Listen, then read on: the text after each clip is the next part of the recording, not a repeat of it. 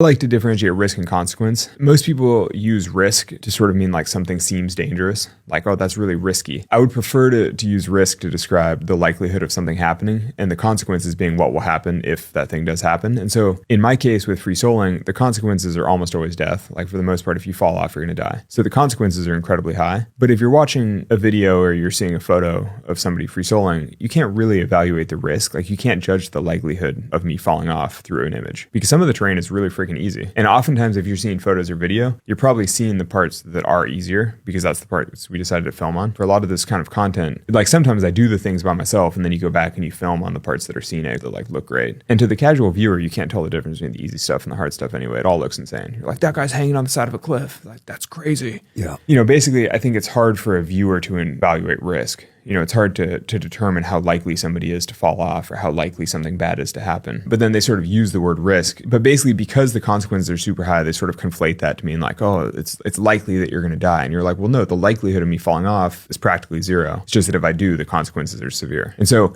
I think that there's a healthy attitude around evaluating risk like that, where it's like, just because the consequences of something are incredibly high, if the likelihood is incredibly low, you're kind of like, well, it could still be reasonable to do that thing.